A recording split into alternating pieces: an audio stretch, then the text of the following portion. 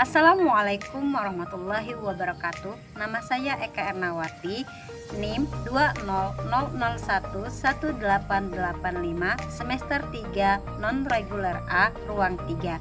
Di sini saya akan mempresentasikan tugas mata kuliah Historiografi Islam yang berjudul Historiografi Islam menurut pandangan Ibnu Khaldun.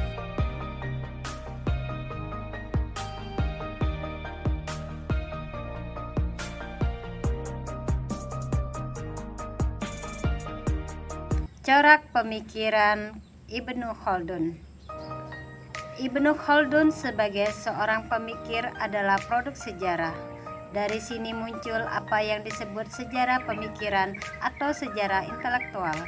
Istilah pemikir merupakan sesuatu yang ambigius, dapat diterapkan kepada siapa saja yang memiliki spesialisasi yang tertentu.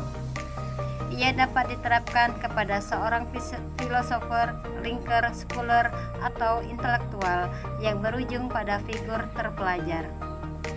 Oleh karena itu, untuk membaca pemikirannya, aspek historis yang mengitarinya tidak dapat dilepaskan begitu saja.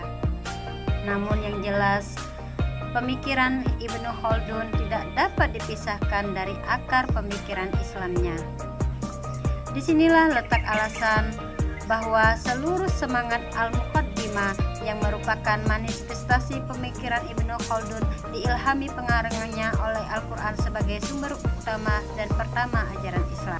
Dengan demikian, pemikiran Ibnu Khaldun dapat dibaca melalui setting sosial yang mengitarinya yang diungkapkan beliau, baik secara lisan sebagai sebuah kecenderungan.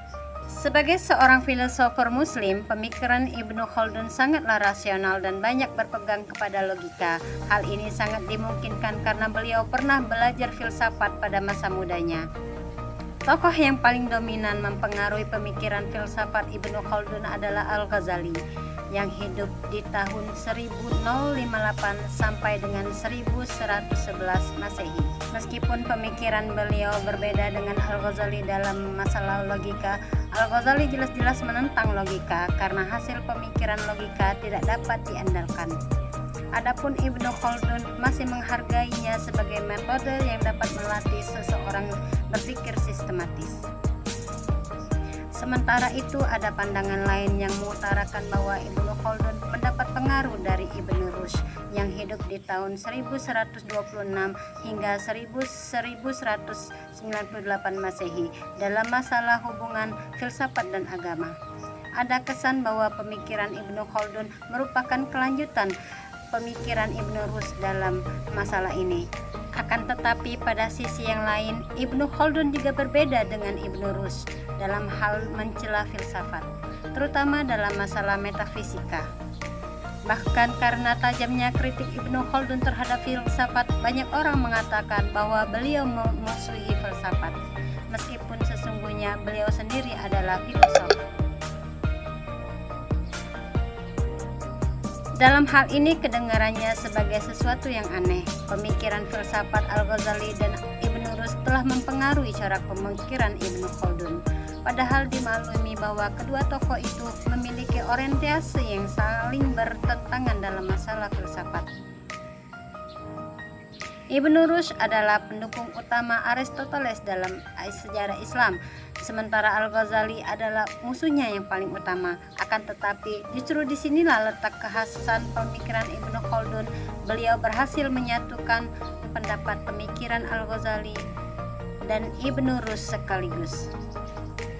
Dengan pemikiran sintesis seperti ini, Ibnu Khaldun berarti membangun corak pemikiran yang baru. Dalam pada itu, posisi Ibnu Khaldun sebagai seorang filosof kiranya mendukung posisinya sebagai ilmuwan. Selain bahwa Ibnu Khaldun adalah yang sangat rasionalis, beliau juga adalah sangat yang empiris. Di sini kiranya telah keliru anggapan Fahrin Ahmad bahwa menyebutkan Ibnu Khaldun adalah sekuler karena telah memperkenalkan format sosiologi yang bebas nilai.